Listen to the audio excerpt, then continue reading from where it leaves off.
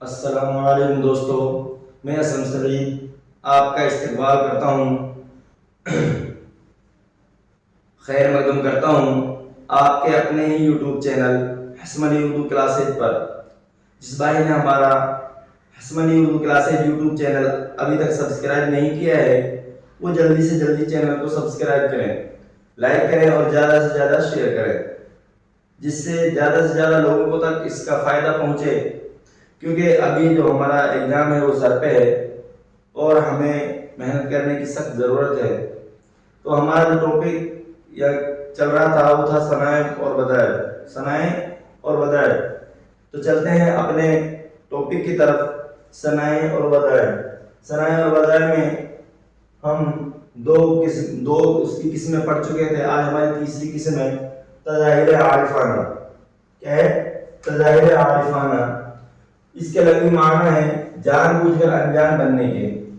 تظاہر جو عارفانہ ہے، تظاہر عارفانہ، اس کے جو معنی ہیں لغوی معنی، وہ جان بوجھ کر انجان بننے کے، یعنی جان بوجھ کے ہم کو پتہ ہے مگر پھر بھی ہم انجان بن رہے ہیں۔ اس طرح ہم کسی بات یا چیز کو جانتے ہوئے بھی بے خبری یا لا علمی کا اظہار کرنا تظاہر عارفانہ کہلاتا ہے۔ یعنی کہ اس کے جو لغوی معنی ہیں وہ جان بوجھ کر انجان بننے کے ہیں۔ اصطلاحاً کسی بات یا چیز کو جانتے ہوئے بھی بے خبری یا لا علمی کا اظہار کرنا تظاہر عارفانہ کہلاتا ہے۔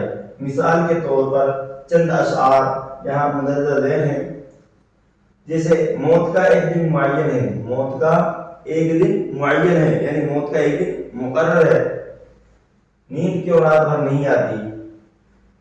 موت کا ایک دن معین ہے، نیند کیوں رات بھر نہیں آتی؟ دوسرے مصرے میں غالب نے تظاہر عارفانہ سے کام لیا ہے، جو دوسرا مصرع ہے نیند کیوں رات بھر نہیں آتی، اس میں والے جو غالب ہیں اس نے تظاہر عارفانہ سے کام لیا ہے۔ وہ اچھی طرح جانتے ہیں کہ محبوب کی یاد میں انہیں رات بھر نیند نہیں آتی، پھر بھی انجان بنتے ہیں، کیونکہ محبوب کی یاد میں اس کو نیند رات بھر نہیں آتی مگر پھر بھی انجان بن رہے ہیں۔ تظاہر عارفانہ اس کے لغوی معنی ہے جان بوجھ کر انجان بننے کے۔ تظاہر عارفانہ کے لغوی معنی کیا ہے؟ جان بوجھ کر انجان بننا۔ اصطلاحاً کسی بات یا چیز کو جانتے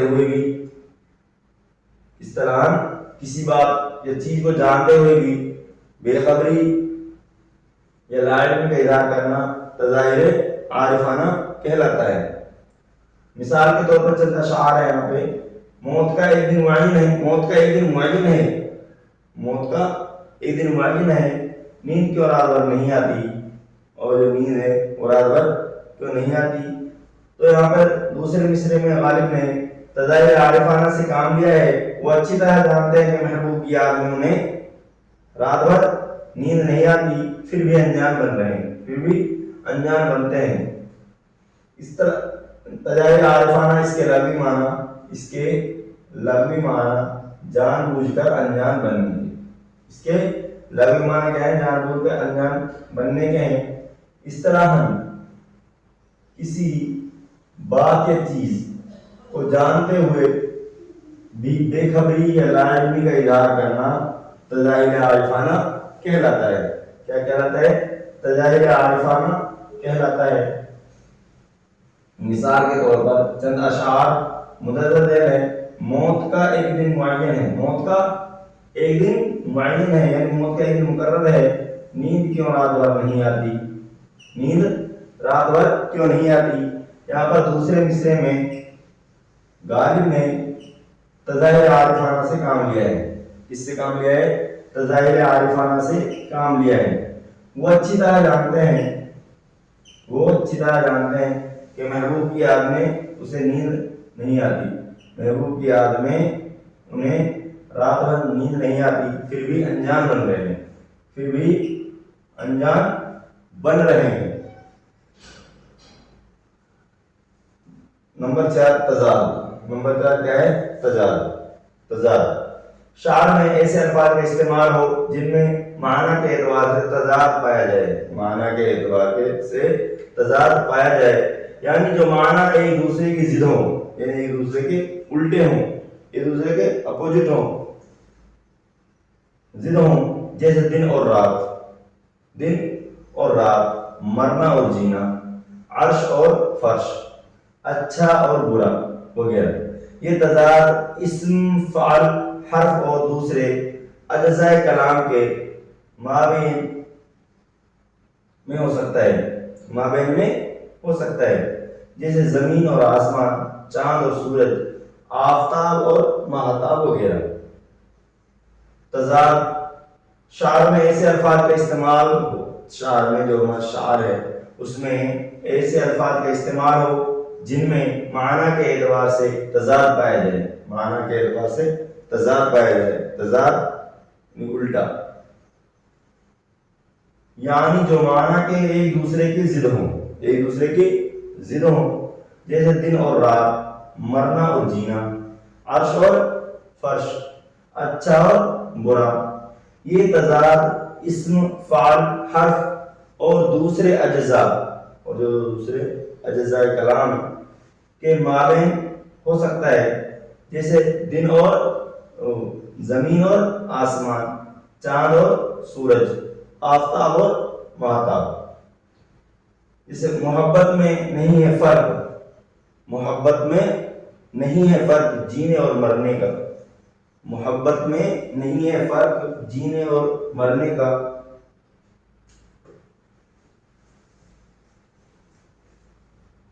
اسی کو دیکھ کر جیتے ہیں جس کافر پہ دم نکلے۔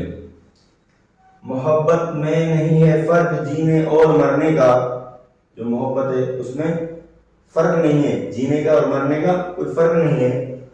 محبت میں نہیں ہے فرق جینے اور مرنے کا، اسی کو دیکھ کر جیتے ہیں جس کا آخر پہ دم نکلے، اسی کو دیکھ کر جیتے ہیں جس کا آخر پہ دم نکلے، یعنی کہ اسی کو دیکھ کر جیتے ہیں اور اسی کو دیکھ کر مرتے ہیں جس پر پھر کافر جس کا آخر پہ دم نکلے۔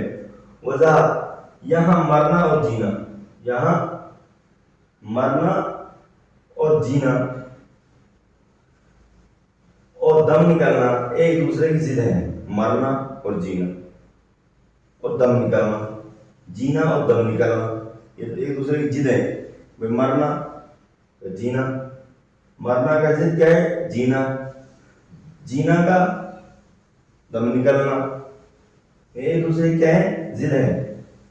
نمبر 2، یہ مثال نمبر 2 ہے، طول غم حیات گھبرا نہ اے جگر، طول غم حیات گھبرا نہ اے جگر، طول غم حیات گھبرا نہ اے جگر، ایسی بھی کوئی شام ہے جس کی سحر نہ ہو، ایسی بھی کوئی شام ہے جس کی سحر نہ ہو، یعنی ایسی کوئی شام بھی ہے جس کی سحر نہیں، جس کی صبح نہیں ہوتی۔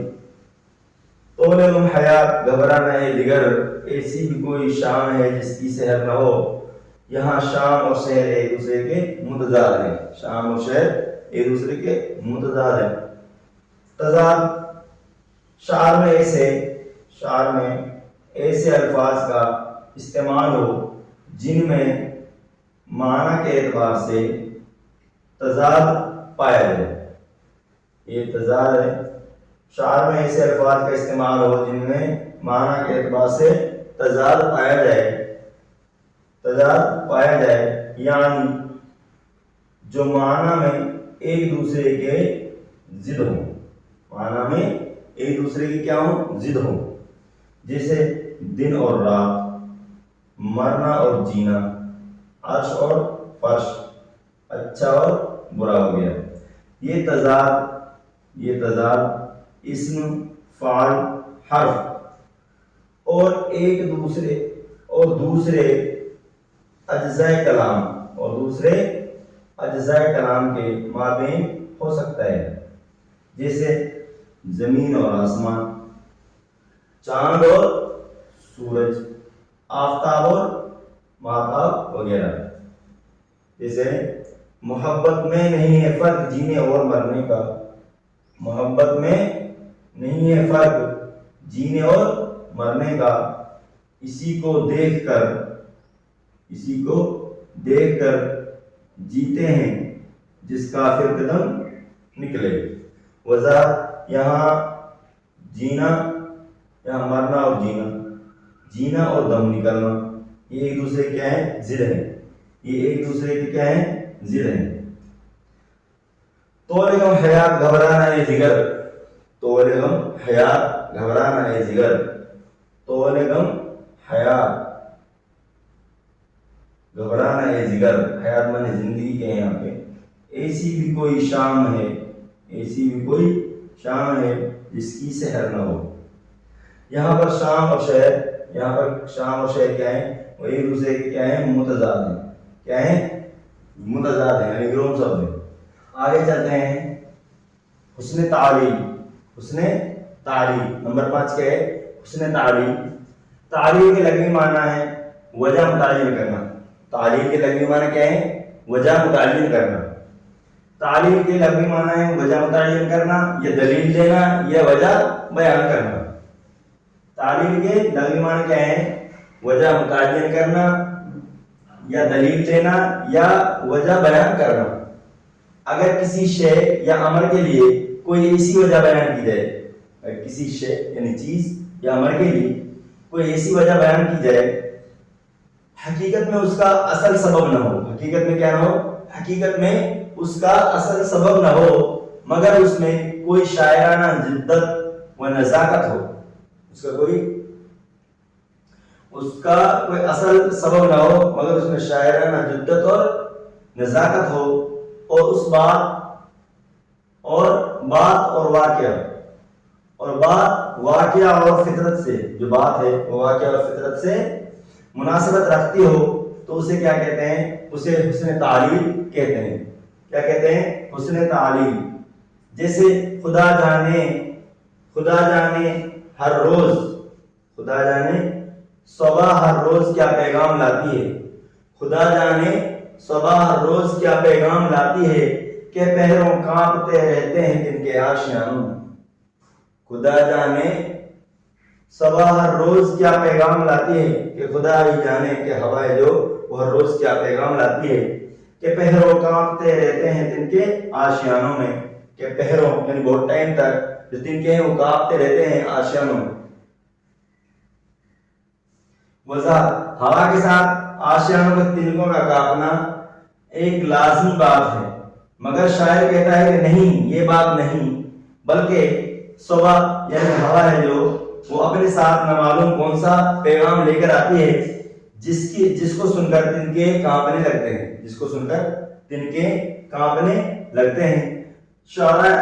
شعراء نے اردو ادب میں صبا کو پیغمبر کہا ہے، جو صبا ہے اردو ادب کے شعراء نے جو صبا ہے ہوا ہے اس کو پیغمبر کہا ہے۔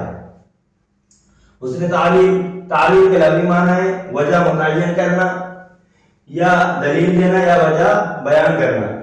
اگر کسی شے یا عمل کے لیے کوئی ایسی وجہ بیان کی جائے، اگر کسی شے یا عمل کے لیے کوئی ایسی وجہ بیان کی جائے، حقیقت میں اس کا اصل سبب نہ ہو، مگر اس میں کوئی شاعرانہ جدت یا نزاکت ہو، اور بات واقعہ اور فطرت سے مناسبت رکھتی ہو، جو بات ہے وہ واقعہ اور فطرت سے مناسبت رکھتی ہو، تو اسے حسن تعلیل کہتے ہیں۔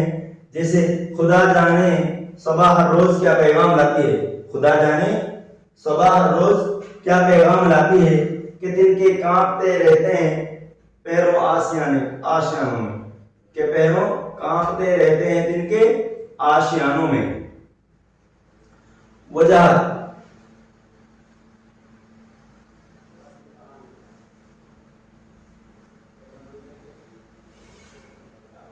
ہوا کے ساتھ آشیانوں کے تنکوں کا اپنا ایک لازمی بات ہے، مگر شاعر کہتا ہے نہیں، یہ بات نہیں ہے، نہیں معلوم کہ سوائے جو کون سا پیغام اپنے ساتھ لے کر آتی ہے جس کو سن کر آشیانوں کے تنکے ہیں جو کانپنے لگتے ہیں۔ شعراء نے اردو ادب میں صبا کو پیغمبر کہا ہے. آگے چلتے ہیں. مراعات النظیر. مراعات النظیر کیا ہے؟ مراعات النظیر. مراعات کے معنی ہے رعایت، مناسبت. مراعات کے کیا معنی ہے؟ مراعات کے معنی ہے رعایت، مناسبت، لحاظ. اور نظیر کے معنی؟